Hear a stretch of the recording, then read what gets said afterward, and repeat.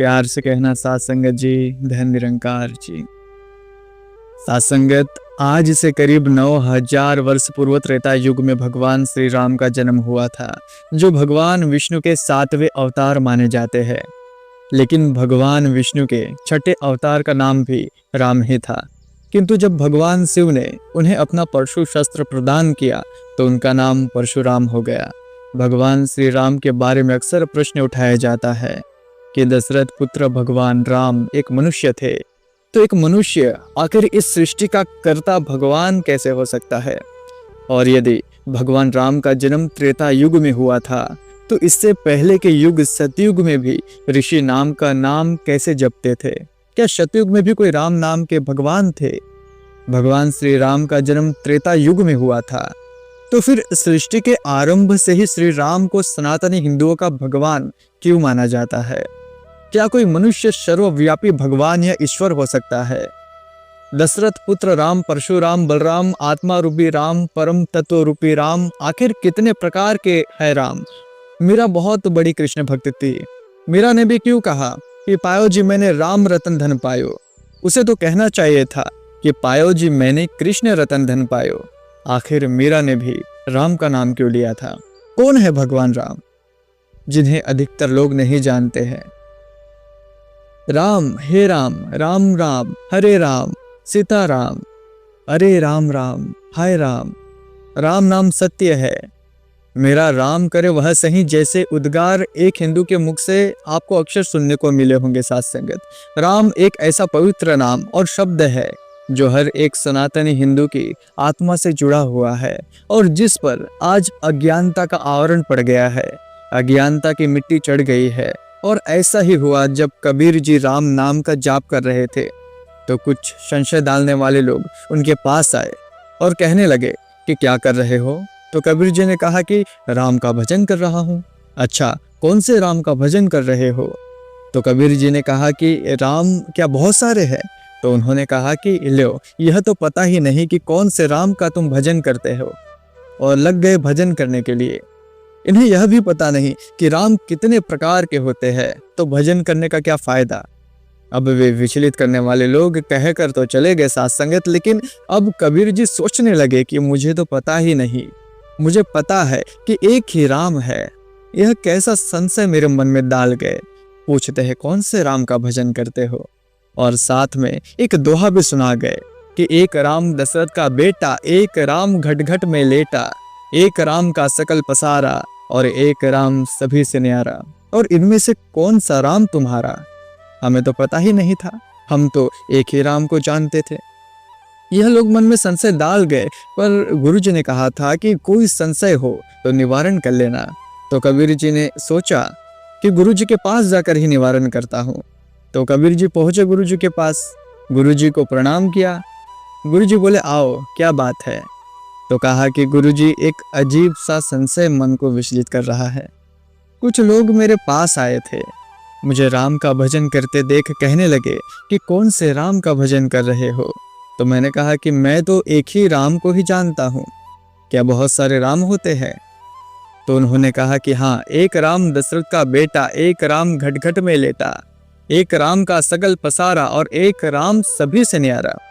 बताओ, इनमें से कौन से राम का तुम भजन कर रहे हो और इनमें से कौन से राम तुम्हारे हैं? कबीर जी की बात सुन गुरुजी मुस्कुराए और खूब हंसे, और हंसकर कबीर जी से कहने लगे कि बेटा, ऐसी बात करने वाले तुम्हारे पास एक बार नहीं, जीवन भर आएंगे। ऐसे लोगों का काम ही होता है तुम्हें विचलित करना और सही रास्ते से भटकाना। अब तुम्हें सजग रहना होगा।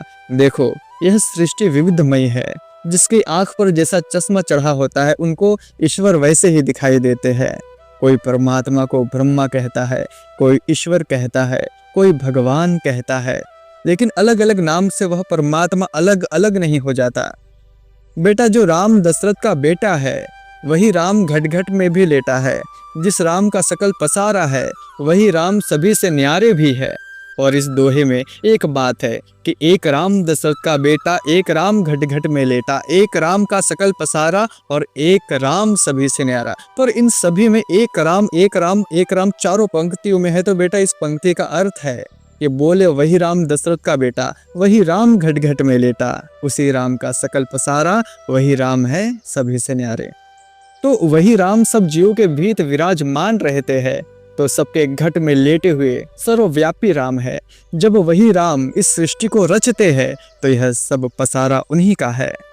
लेकिन सृष्टि की रचना करने के बाद भी वे इस सृष्टि में फंसते नहीं है, इसलिए वह सबसे न्यारे भी है। लेकिन जब भक्त रो रो कर उनको पुकारता है और जब मनुष्य प्रार्थना निवेदन करते हैं तो वही निराकार राम साकार रूप धारण कर दशरथ जी के घर प्रकट हो जाते हैं। तो इन चारों में कोई भेद नहीं है बेटा, यह चारों एक ही है। अब कबीर जी को सब कुछ समझ में आ गया था। उन्होंने कहा कि गुरुजी आपने बहुत कृपा की, अब इस विषय में मेरा कभी संशय नहीं होगा। कबीर जी वापस आकर फिर से राम का भजन करने लगे। तो फिर वह तार्किक लोग आए, उन्होंने देखा कि कबीर जी अभी भी राम की माला जप रहे थे। सोचने लगे कि कबीर जी के मन में संशय डाल गए थे और अब तक तो उनकी माला छूट जानी चाहिए थी, लेकिन अभी तक उनकी माला छूटी क्यों नहीं। उन्होंने सोचा कि थोड़ा ज़्यादा जोर लगाना पड़ेगा। उन्होंने कबीर जी से पूछा कि भाई तुम्हें पता चल गया कि तुम कौन से राम का भजन कर रहे हो, तुमने हमारे प्रश्न का उत्तर नहीं दिया था। अब कबीर जी तो पक्के गुरु जी के शिष्य थे, तो कबीर जी ने कहा कि हम आपको उत्तर अवश्य देंगे, लेकिन उससे पहले आपको हमारे प्रश्न का उत्तर देना होगा। बोले पूछो। कबीर जी कहने लगे कि हमारा भी एक दोहा है, इसका उत्तर बताओ। बोले क्या। कबीर जी ने कहा, एक बाप तेरी दादी का छोरा, एक बाप तेरी बुआ का भाई, एक बाप पति तेरी माँ का, और एक बाप तेरी नानी का जमाई। तो बता रहे तेरे कितने बाप है मेरे भाई। ऐसा दोहा सुनते ही वह दुम दमा के भागे। कबीर जी ने आवाज लगाई कि बताते तो जाओ कि तुम्हारे एक बाप है कि 4 बाप है कि 6 बाप है। वे बोले कि हद हो गई, यह क्या पूछने की बात है। वे बोले कि वही बाप मेरी दादी का छोरा, वही बाप मेरी बुआ का भाई, वही बाप मेरी माँ का पति, और वही बाप मेरी नानी का जमाई। तो कबीर जी बोले कि सुनते जाओ। वही राम दशरथ का बेटा, वही राम घट घट में लेटा, वही राम का सकल पसारा, वही राम है सभी से न्यारा। वे सनातन है, वे सर्वव्यापक है, वे निराकार है तो साकार भी है, अदृश्य भी है तो वे दृश्य भी है, वे सगुण है तो वे निर्गुण भी है, वे एक अस्तित्वहीन अस्तित्व भी है तो वे एक व्यक्ति के रूप में भी अवतरित होते हैं। और जब यह बात अज्ञानी लोग समझ नहीं पाते हैं, उनके लिए यह समझ पाना मुश्किल है कि राम कृष्ण शिव विष्णु ब्रह्मा सभी एक ही परम तत्व निराकार के स्वरूप है। और जब मीरा को भी उनके गुरु ने यह बात समझाई कि कृष्ण राम और ईश्वर के जितने भी स्वरूप है वे सभी एक ही परमेश्वर निराकार के स्वरूप है, सिर्फ उनके नाम रूप और गुण अलग अलग है। तो मीरा ने भी कहा कि पायो जी मैंने राम रतन धन पायो, वस्तु अमोलक दी मेरे सदगुरु कर कृपा अपनायो। त्रेता युग में श्री राम के जन्म से पहले भी लोग उस परमेश्वर के लिए राम शब्द का ही प्रयोग करते थे।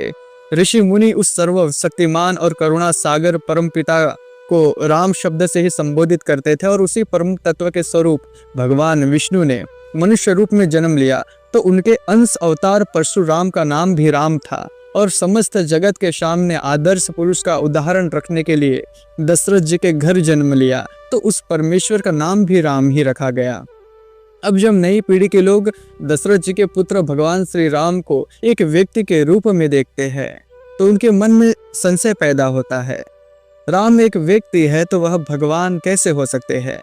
लेकिन जब उन्हें ज्ञान होता है कि साक्षात उस सर्वव्यापक निराकार रूपी राम ने एक व्यक्ति के रूप में जन्म लिया है तो उनका सारा संशय दूर हो जाता है।